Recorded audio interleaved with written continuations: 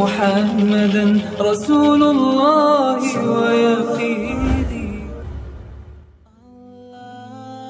Sahabat muslim, bertemu dengan jodoh yang sesuai keinginan merupakan impian dari setiap kita. Namun tentunya kita tahu bahwa jodoh adalah rahasia Allah Subhanahu wa Ta'ala yang tentunya tidak pernah kita ketahui sebelumnya. Sebagian orang mungkin mudah menemukan calon pendamping hidupnya, namun sebagian yang lain merasa kesulitan lantaran Allah masih belum mempertemukannya dengan jodohnya. Jika ada yang masih belum juga dipertemukan dengan jodohnya, maka dengarkanlah kisah ini.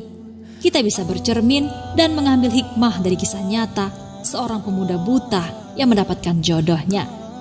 Seperti apakah kisahnya? Mari simak ulasannya.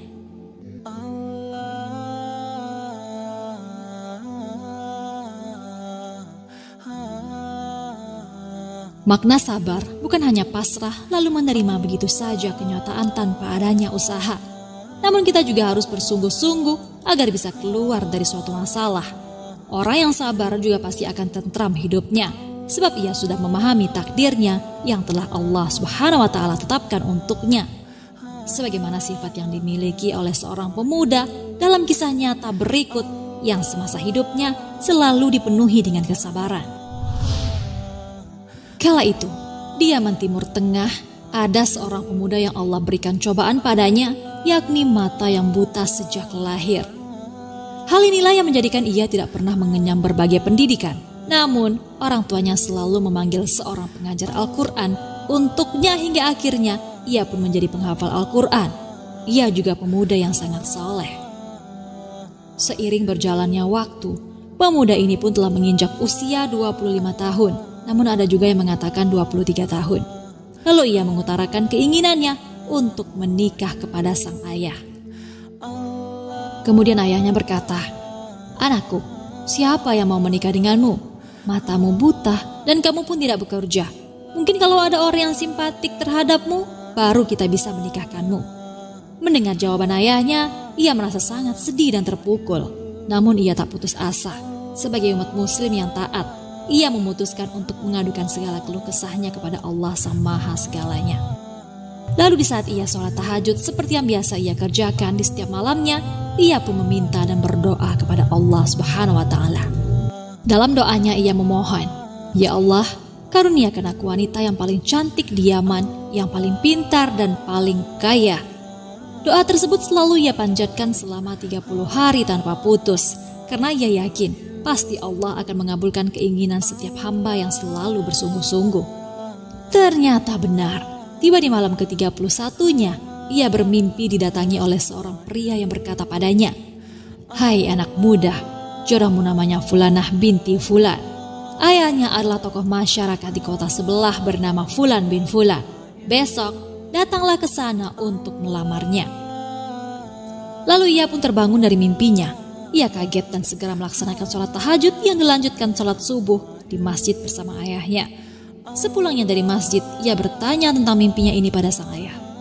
"Ayah, apakah di sebelah kota ada tokoh masyarakat bernama Fulan bin Fulan?" tanyanya. "Ada," jawab sang ayah. Ia bertanya kembali, "Apakah Fulan bin Fulan punya anak perempuan bernama Fulanah?" "Ya, benar," jawab ayahnya. Dengan cepat ia pun mengatakan, "Kalau begitu, lamarkanlah dia untukku, ayah."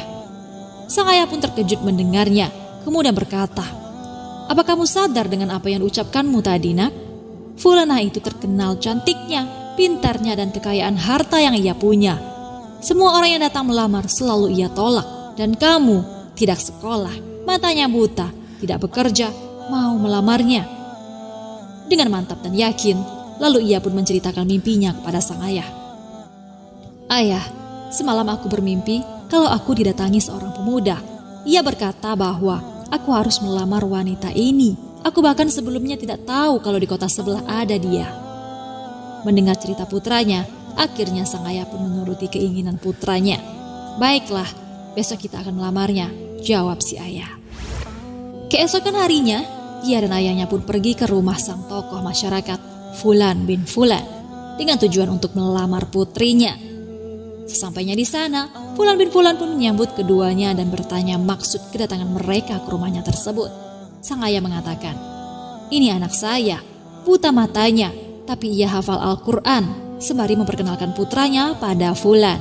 Entah kenapa ia meminta saya untuk melamar anak Anda karena dia bermimpi semalam. Tanpa pikir panjang lagi, Fulan pun menyetujui lamaran itu untuk putrinya. Ayah pemuda tadi pun heran dan bertanya, mengapa si Fulan langsung spontan menerima lamaran putranya tersebut? Lalu Fulan pun berkata, sebenarnya saya juga bermimpi tadi malam. Kalau hari ini akan datang anak menantu saya, namanya sama dengan putra Anda, dan ciri-cirinya seperti ciri-ciri putra Anda ini. Matanya buta, hafal Al-Quran, dan berasal dari kota sebelah. Timpal si tokoh masyarakat tersebut, kemudian ia kembali berkata, tapi saya harus tanya dulu kepada anak saya, dia mau menerimanya atau tidak. Fulan pun masuk ke kamar putrinya. Fulan sudah kenal dengan kebiasaan putrinya yang selalu menolak setiap lamaran laki-laki yang datang padanya. Ia pun bertanya pada putrinya tersebut, "Nak, ada seorang laki-laki dari kota sebelah, matanya buta tapi dia hafal Al-Quran, mau melamarmu." Secara spontan ia menjawab, "Iya ayah, nikahkanlah aku dengan laki-laki tersebut." "Tapi kamu belum melihat orangnya," kata sang ayah keheranan. Sambil tersenyum, putrinya menjawab, "Ayah, tadi malam aku bermimpi didatangi pria yang mengatakan, akan datang jodohmu besok dari kota sebelah. Ia buta matanya dan hafal Al-Quran, maka terimalah lamarannya karena dia adalah suami terbaik." Lalu akhirnya menikahlah pemuda buta tadi dengan wanita yang ceritakan di dalam mimpinya. Inilah jawaban dari doa selama 30 hari yang telah ia panjatkan. Allah Subhanahu wa Ta'ala mengabulkan doanya dengan memberikan jodoh seorang wanita yang cantik, pintar, dan kaya raya di Yaman berkat keteguhannya dalam berdoa dan memohon kepada Allah Subhanahu wa Ta'ala. Wallahu a'lam bishawab. Sahabat muslim, dari kisah ini kita dapat mengambil pelajaran bahwa jodoh akan datang dengan cara yang tidak disangka-sangka. Tetaplah bersabar di jalan Allah, maka siapapun yang sabar akan mendapatkan apa yang diinginkan dengan cara yang juga tidak disangka-sangka. Jangan lupa berbagi informasi dengan cara share video ini, karena barang siapa yang menunjuki kepada kebaikan, maka dia mendapatkan pahala seperti pahala orang yang mengerjakannya.